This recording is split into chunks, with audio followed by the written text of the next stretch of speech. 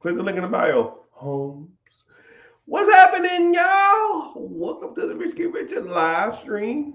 I don't know what we're gonna talk about today. I don't know what subject we're gonna talk about today. I'm gonna wait for y'all to comment and tell me what y'all want to talk about. I actually have a class in a half an hour, so I'm going to talk to y'all and entertain y'all for the next half an hour.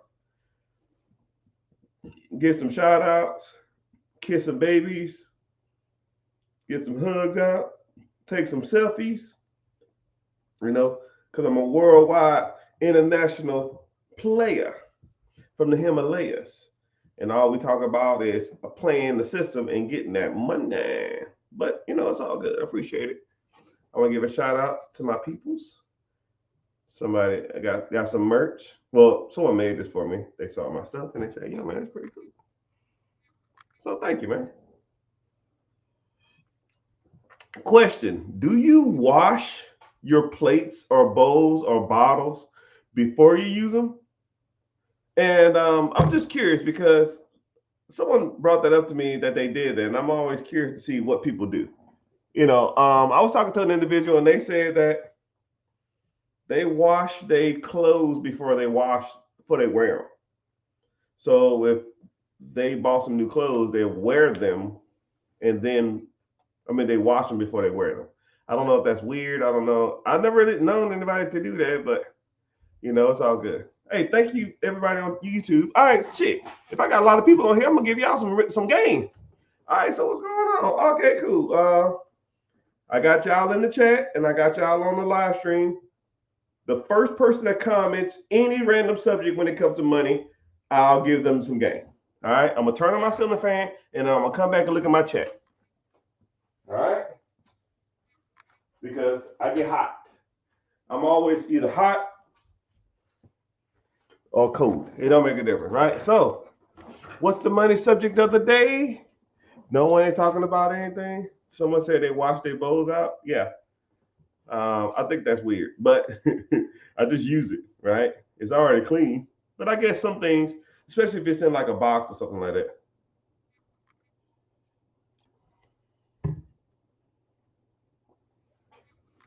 How do you own it? Someone asked, question of the day. First person that asked the question was Make Bruh.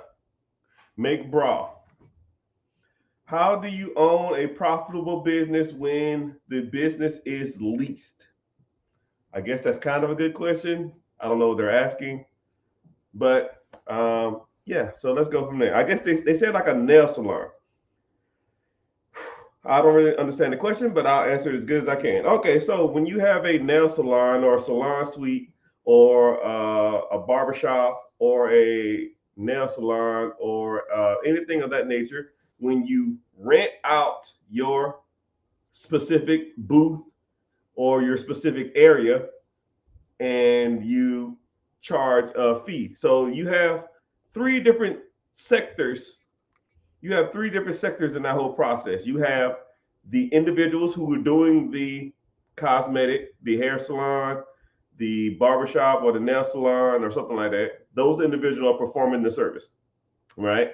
Then you have the individual who owns the process, meaning that they own um, the area. I guess you can either rent it out.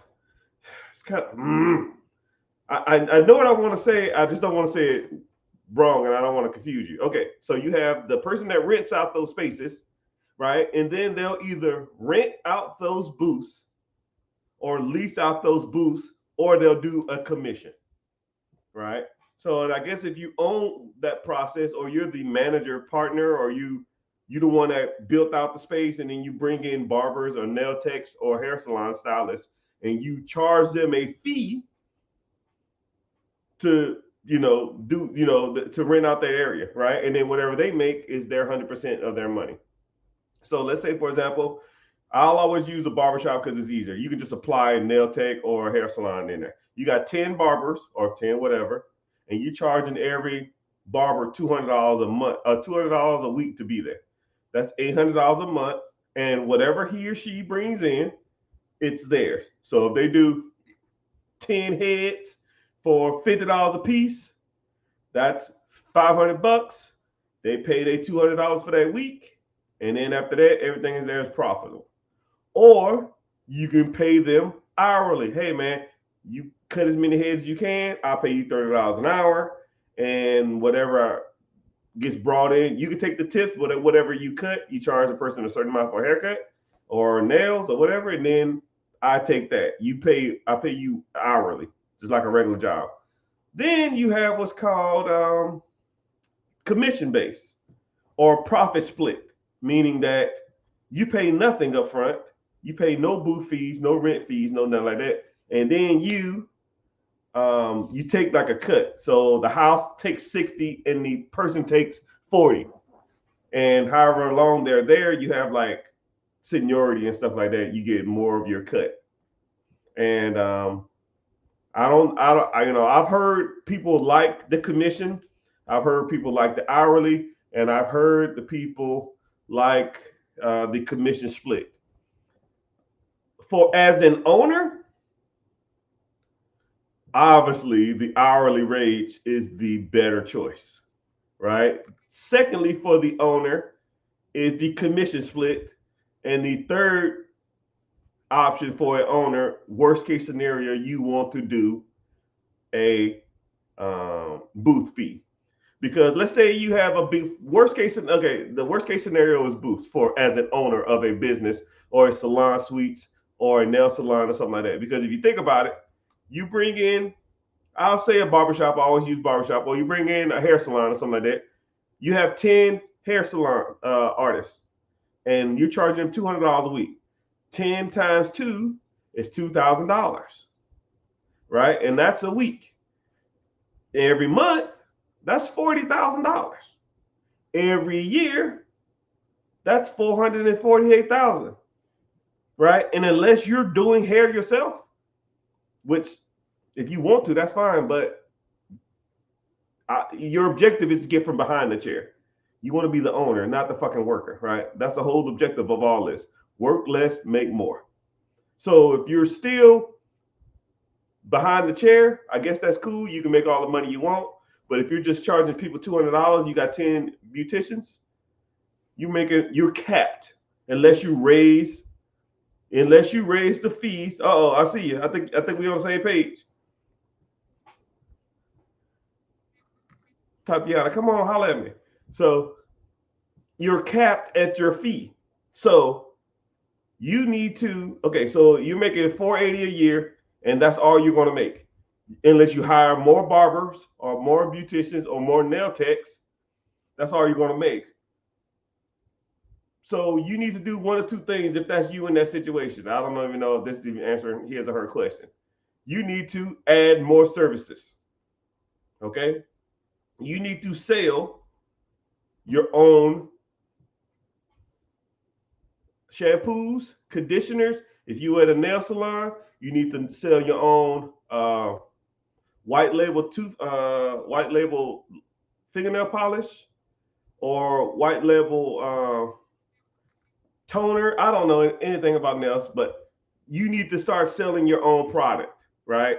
Think about like the billionaires, like think about like the Kardashians, think about Rihanna, think about like Beyonce. They're making millions and billions of dollars selling their own products. They're not making all this fucking money doing artists and touring and stuff like that. Yeah, the process is called white labeling. And if you want to know a quick overview of what white labeling is, what you need to do is go to just Google white label whatever fucking product you want. Let's say you want to sell shampoo in your nail salon, not your nails. Say you want to sell fingernail polish or lip gloss or shampoo. Just type in white label. There's a fucking manufacturer in China somewhere that's selling cases of this crap for pennies on the dollar. You get it shipped over here. You put your label on it and you sell it, mark it up 800%. Right? So that's one thing you can do. Or you can take your people, and you convert them to what's called you can convert them to commission, right? Hey, everybody, we're doing booth here. We're doing booth fees here. And it's not really working out. So we're going to convert over to commission, meaning that I'll run ads, I get people here, and then we'll have walk-ins and stuff like that. Whoever comes in, we'll split the commission. And we can do a 60-30 split, 65-35, or whatever it is. And there's actually people out there who specialize in converting booth fees to commissions. And then there's people that does hourly stuff. So even if you wanted to do stuff like that, so say if you had if you had a if you had a hair salon and you wanted to convert it, if you wanted to add like a nail tech in there, and then you charge the nail tech, you charge them like $10, $15, $20 an hour, and then you just do like 3-4 sets of nails while people getting their hair done. You can do that too. My ultimate goal with my 3 daughters, right? I don't really try to throw this into the universe because I don't like people in my shit. But my objective is to have all 3 of my girls, one run a beauty salon, one run a nail salon, and one run like hair, nails. What is it? Hair, nails, and like, is it raining? Damn, what was it? Hair, nail, and skin. So they pretty much go like to a one-stop shop. A woman can come in there, get her facials, and then get her nails done and get her hair done all in one damn place. And they can almost be like, you can have individual shops, but they're connected all together, right? And I'm gonna have one of them. I'm gonna have 1,000 locations all over America. No, I'll take that back. It wasn't. It was makeup. It's almost like, think of like Sephora, but with a nail salon in it. Think of Sephora with no nail salons and don't sell perfume.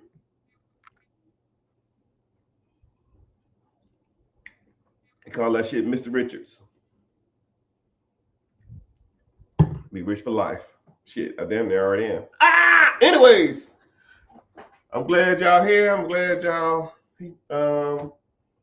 listening. Eugene, Mr. Farmer, I ain't seen or heard from you in a while. What's happening?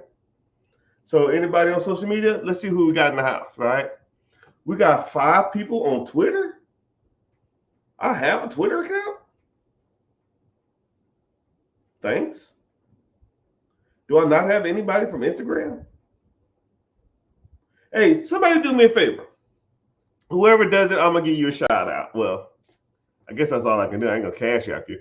Somebody just go to my Instagram and watch the live from the Instagram and try to message me on the live or something. I don't know. Or even see if I'm live. I can't do it because I'm on here, right? And then what's something else y'all can do too is, if you're on TikTok, just tap the screen for 15 seconds or go watch from YouTube, because YouTube pays me, right? You can watch me all day, right? You might as well give me some money while you're at it. It's free. Fuck. You know what I mean? So, gotcha. All right. Mike Knight. Do salons and barbershops perform during the lockdown? C19. I don't know that. I don't know what the hell C19 is. You're not live on Instagram. Who am I gonna fight? Now I'm pissed. Now I'm pissed.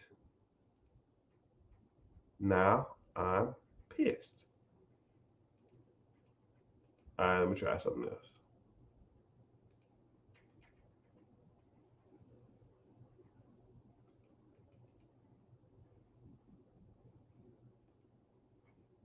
Oh, it said I don't have some software. You mother clucker. You rat turd mother clucker. Oh, COVID-19? Now, yeah, so unfortunately about nail salons and hair salons, anything that was pretty much close face to face was pretty much shut down.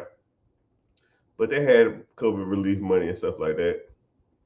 And, you know, my theory on COVID is I think sometimes they'll do stuff like that just to see what they can get away with. Them mother cluckers be always hustling. But that's a whole nother damn story. That's a whole nother story. Jeez. Cut the check. I need money. Lots of money. But appreciate y'all telling me that I ain't on damn Twitter or that I ain't on YouTube. Oh, YouTube. Hey man, just wanted to say hey. I've been trying to learn. All right, well, you the first person on YouTube that commented. Go ahead and ask your question. Midnight Yukasama, whatever. I don't know how to say your dang name, but welcome. I got a class in like 15 minutes. Someone give me a subject, please. I can talk off the top of my head, but when I talk off the top of my head, I feel like I'm talking to myself. Like right now, I feel like I'm talking to myself, so it's weird and it's awkward, and I don't like that. Okay, so ask a question. So Midnight said he registered for the class coming up. Yeah, so I'll offer a webinar. It's free. Click the link in the bio. Join the free class if you're interested, and we can go from there. What's the best industry to get into? The one that makes money. You know, like think about it like this, man.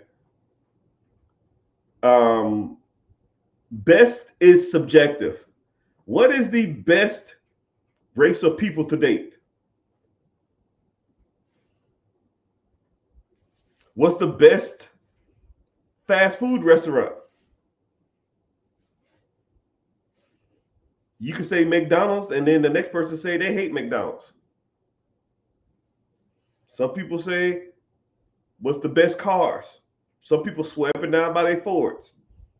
I had a Ford 1996 inline six 5-speed.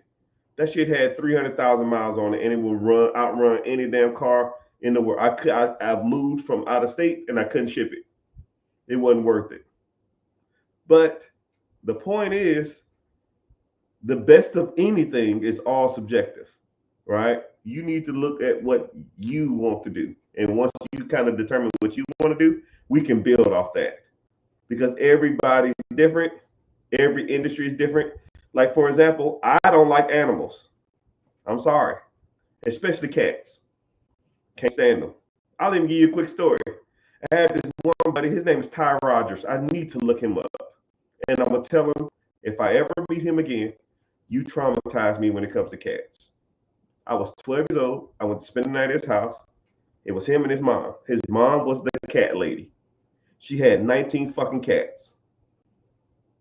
And I don't know if they gave them damn cats some catnip or something before I got over there, but them mother cluckers was hooping and hollering.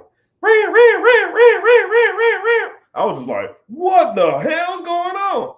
And then it was hair everywhere. I was itchy as hell. I think it was 19. It could have been 40, right? Maybe I was a kid and I was exaggerating. It was a lot. It was more cats than a human being, I feel, at that age should have. Okay? If I had to like put $1 million on it, it probably was like 8 cats, but still, right?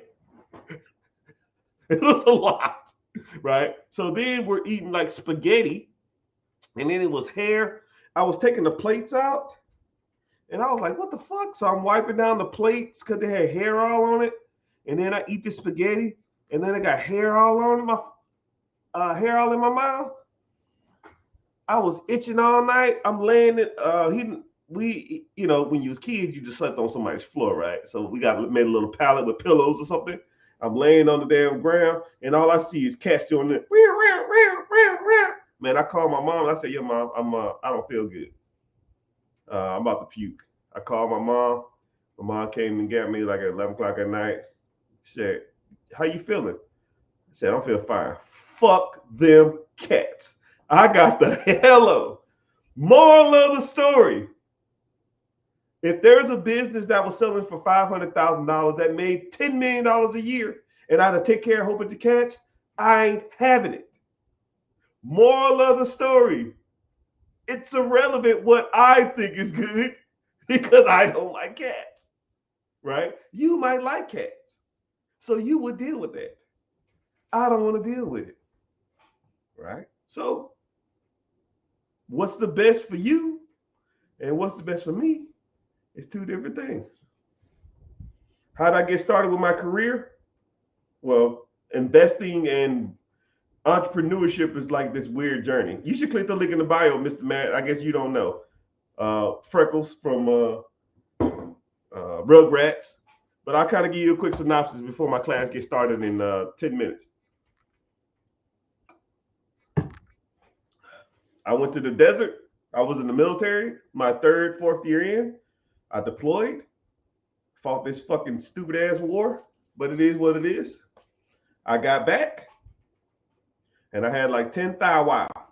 And I said, shit, I got to put this shit to work, man.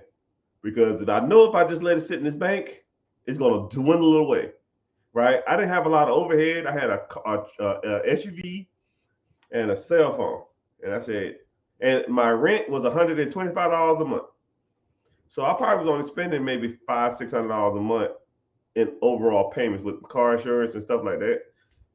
But I said, yo, if I don't do nothing with this money, it's just gonna sit there and do nothing. So I said, shit, let me put this shit to work.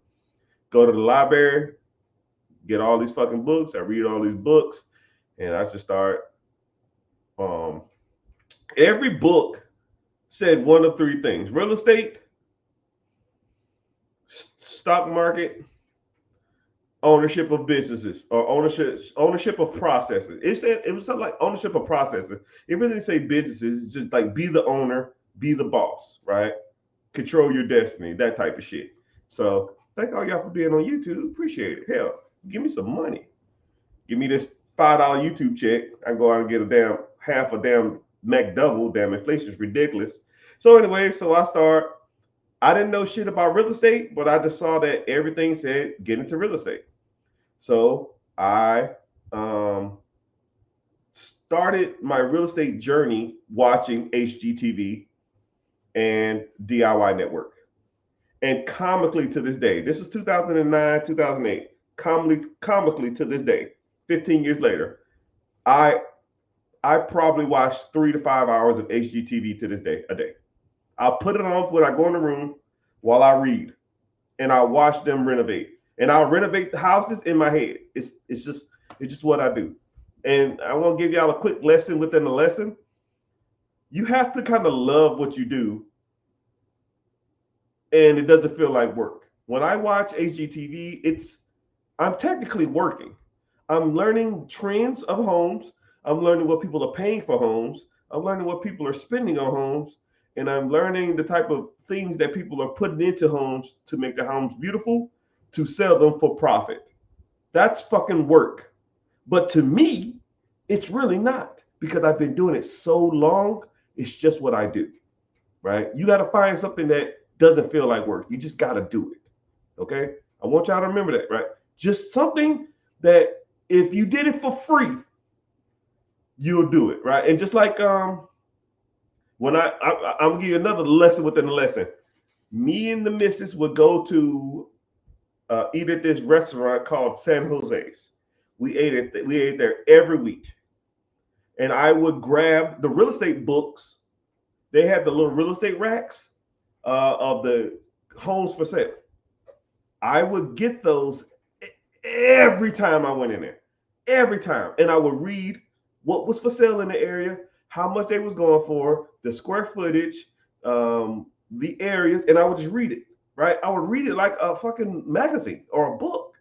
The real estate books, which is houses, right? And then when I get done with it, the food income, I'll start over.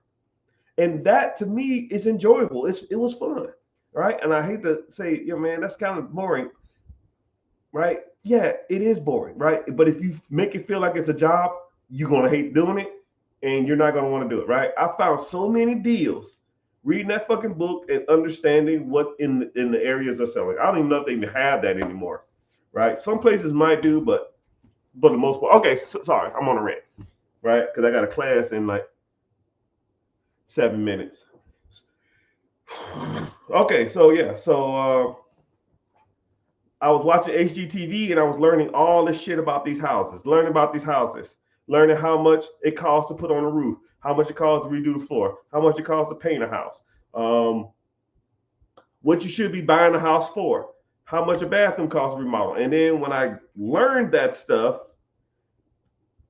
and I watched so many episodes, especially the reruns, I would watch reruns and I'm like, Oh yeah, I remember that bathroom. That's $5,000. Yeah, it's gonna be about $5,000. Yeah, I remember that kitchen. That's about $10,000 kitchen. And once you start hearing kitchen, 10,000, 9,000, 11,000, 10,000, 9,000. Well, fuck, the average kitchen is $10,000. So you learned that if I want to do a kitchen remodel, I know it's a little more expensive now, but you can get a cheap kitchen damn near for 10 grand if you really wanted to. Right? Flooring throughout the house, $3,000 or $4,000. Paint throughout the house, 3,000. Exterior paint, 3,000. Roof is gonna be about 10 to 15. Every bathroom is gonna be $7,000. If it has some fucked up tiles and stuff in it, it's gonna be about $8,000 a piece. You want to do a master bathroom, you want to add a bathtub or something in there, that's gonna be about 10,000. Wow. Windows throughout about $150, $200 a piece. I mean, shit. You want to do a chimney sweep, that's gonna be $300, $200. You want to do electrical panel, it's gonna be $2,500. How the fuck do I know this shit off the top of my head? You do it so much. And people's like, man, that's kind of hard. That's kind of a job. No, I enjoy doing it. And I just walk through a house and I say, cool, $40,000 to do all this. How much you want for this? 60? That's 100,000. What's the house selling for in this area? Give me a sec. Zillow, Redfin, Trulia, PropStream.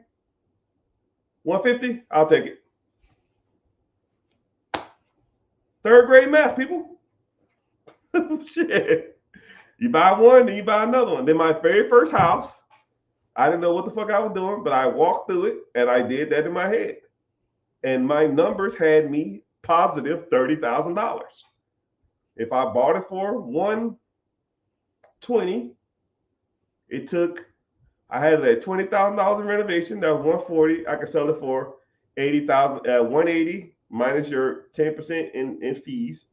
I had about $20,000 to $25,000 worth of profit after I sold it. So I popped it. It was a VA loan. I put no money down.